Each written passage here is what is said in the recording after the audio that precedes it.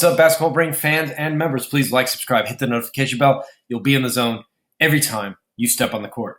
Today, I want to talk about something that is a contradiction. And the contradiction is this. When you play, you have to have fire in your eyes, and then you also have to have ice in your veins. What's that mean exactly? Well, I love this picture here because you can see the fire in Jordan's eyes. What does the fire represent?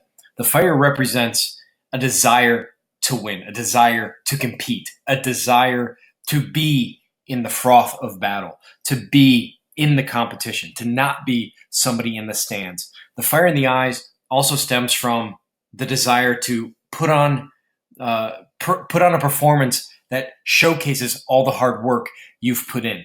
It means you want to be there, you're excited to be there. Other athletes, other players may be a little nervous, a little wobbly, and you're thinking, no, I just want to be there. Now, as we always talk about, you don't come out with too much fire. You don't want fire shooting out of your eyes. It's kind of just like a fire that's in a fireplace. It's just there and it's burning. It's controlled, but it's something not a lot of players have. You don't see it very, very often in many players.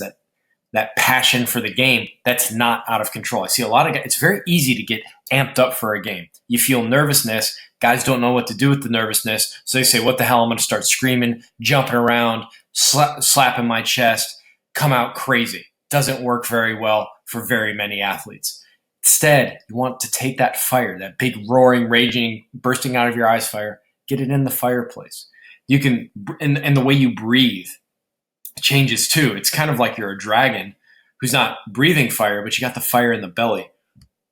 So as you're coming out, you can think of yourself, this fire is heating you up, right? You want this. You can say, I love this. I can't believe I get to perform in front of all these people. I can't believe I'm, in a uniform. I love this. You can do it in pickup games too. I love being out here. I love being in the best shape. I love having all of these skills. I love being out here. And then at the same time, it's like a quantum state. In a quantum state, two things can exist at the same time in the same place.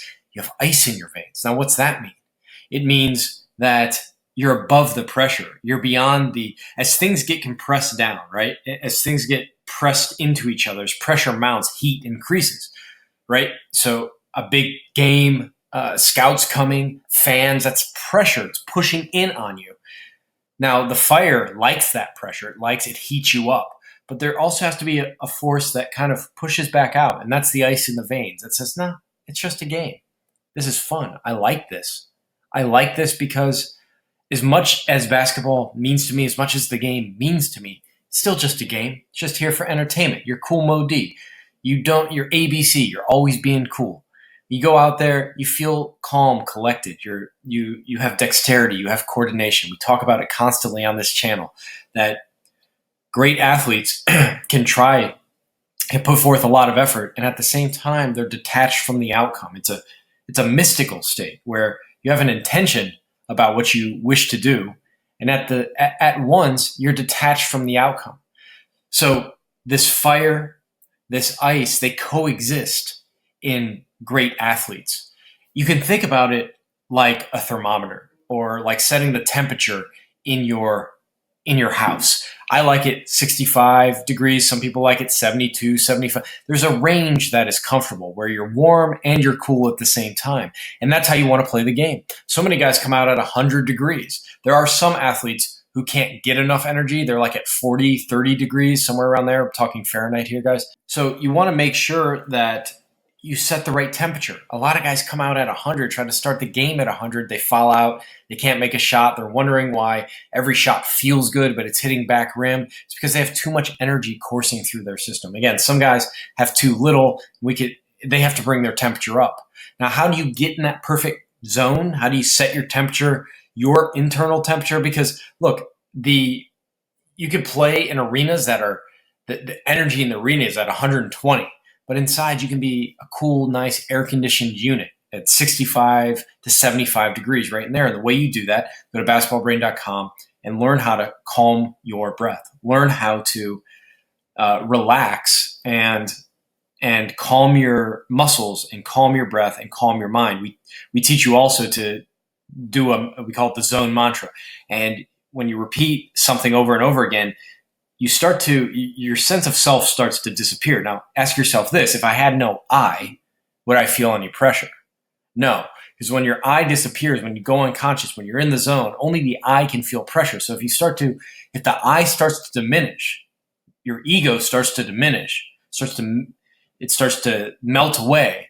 Well, if you have no I, you can't feel pressure because only you, the sense of I, feels pressure. So really what we're doing in the Basketball Brain program is we're teaching you to let go of the sense of I. I know it sounds weird. It's faintly there, but the more it dissipates, the more the subconscious can come into the game.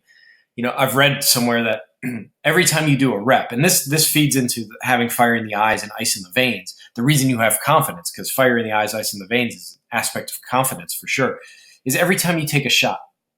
Imagine dumping a cup of water into a well. Every time you visualize yourself playing, imagine dumping a cup of water into a well. Now, you have to do that hundreds of thousands of times, and eventually the well overflows. Now, when the well overflows, that's symbolic of the skill becoming automatic, okay?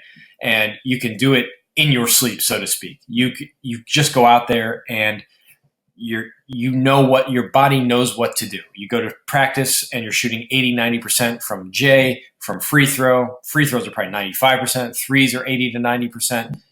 You're in that Steph Curry range because you've put in so many reps. You've mastered the fundamentals of shooting, let's say. So you do that, and then you get into the game. How do you let that same unconscious, or subconscious is a better word, that same subconscious skill emerge? Well, you have to start calming your body, calming your mind, and letting your I disappear. And we have something like the zone mantra. We have breathing exercises. We have isometric tension exercises. It's all, we say quiet the mind. That's true. But it's also maybe even more so to deplete your sense of I, your sense of ego. So you become, I know it sounds a little hokey, but one with the game. You become one with the game. Now, there's still a sense of I there. Right? There's still a sense of I there, but a lot of players would do very well to play in an egoless state. I remember watching Casino Royale with James Bond, and M says to James Bond, this was with Daniel Craig, she says to him, you need to take your ego out of it. And he says something to the effect of, do you want me to be a monk or a hitman? And she says both, or something like that. I remember you have to get your ego out of it and just become one with the game. So you're an assassin, but there's no I there. It's a weird dynamic. There are elements of the game. There are times in the game where you say, I'm going to do this. But for the most part, the highest zone, the I is not there. And you can't feel pressure. You have ice in your veins when there's no I they can touch. Right? You can have fire in your eyes and this desire to win, but the sense of I is gone. It's almost like you're a system. It's almost like you're a weather pattern coming into the game. I'm going to do another video on being a quiet storm. You're the storm that's wreaking havoc, but you're also quiet. So that's what I was thinking about today, that contradiction in terms, that you have fire in your eyes and ice in your veins. And I think Jordan, of course, epitomizes that. Kawhi, to a certain extent, it epitomizes that. Kobe did. Kobe sometimes had too much fire, way too much fire, and maybe too much ice with his teammates, but you know what I mean. I'm joking. But anyways, try to play with that. Have fire in your eyes. Look like you can even use that imagery. The mind works in images. So see like a fireplace in your eyes. It's just there burning, or a furnace. And your belly has a fire in it, just like a dragon, but you're not breathing it out. You're just heating yourself up. And at the same time, see ice in your veins, or see maybe like a coolant in your veins. You ever see the video game consoles where they cool it down? Same sort of thing. See it cool your body down. So you're at that 65, 75 degrees, and just even holding that feeling of what it feels like in a comfortable room in your mind. I mean, your mind works in images. So seriously, next time you go to play, you can even, I do this sometimes, imagine inside your body's the perfect temperature, the same temperature as your house, if your house is at the perfect temperature, 65, 75 degrees.